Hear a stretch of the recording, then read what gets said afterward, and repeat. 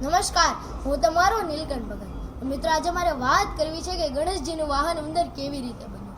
બધા દેવી દેવતાને પોતાના વાહન હોય છે અને પોતાના વાહનની વિશેષતા પણ હોય છે. જેવી રીતે સિંહ એટલે ઝડપથી ગતિ કરવા વાળું વાહન, નંદી એટલે કે નિષ્ઠાવાન ભક્ત. તેવી રીતે બધા દેવી દેવતાઓને પોતાના વાહનની એક વિશેષતા હોય છે. ભગવાન વિષ્ણુનું વાહન છે ગરુડ, માતા લક્ષ્મીનું વાહન છે ઘુવડ, શંકર ભગવાનનું વાહન છે નંદી બળદ અને માતા પાર્વતીનું વાહન છે વાઘ. તેવી જ રીતે ગણેશજીએ પોતાનું વાહન ઉંદર કેવી રીતે પસંદ કર્યું, તેમની પાછળ એક રહસ્યમય કથા છે. પંડિત ઇન્દ્રમણી ઘનશ્યાલ કહે છે કે તેમની પાછળ બે રહસ્યમય કથા છે. પ્રથમ કથા એવી છે કે એક વખત ગણેશજીનું યુદ્ધ ગજમુખાસુર નામના રાક્ષસ સાથે થયું હતું. તેમને કોઈ રીતે મારી શકાય એમ ન હતો, કારણ કે તેમને વરદાન મળ્યું હતું.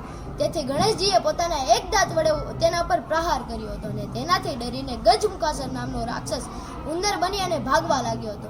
જ્યારે ગણેશજીએ પોતાની પેશમાં તે ઉંદરને બાંધી લીધો હતો અને ત્યારે ઉંદરે એમ કહ્યું કે હવે હું તમારો વાહન બની જાઉં છું, અને ગણેશજીએ પણ તેમને પોતાના વાહન તરીકે સ્વીકારી લીધો.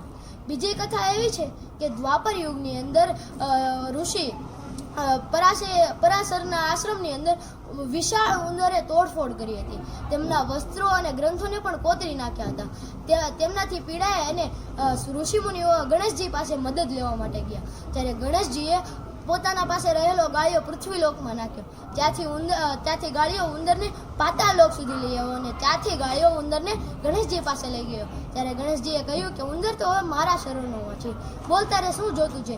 ત્યારે ઉંદરે કહ્યું મારે કાંઈ નથી જોતું, પણ તમારે જે સવાલ હોય ને તે મને પૂછો. ત્યારે ગણેશજીએ કહ્યું કે તું મારો વાહન બનીશ. ત્યારે તે વિશાળ ઉંદરે કહ્યું કે હા, હું તમારો વાહન બનીશ.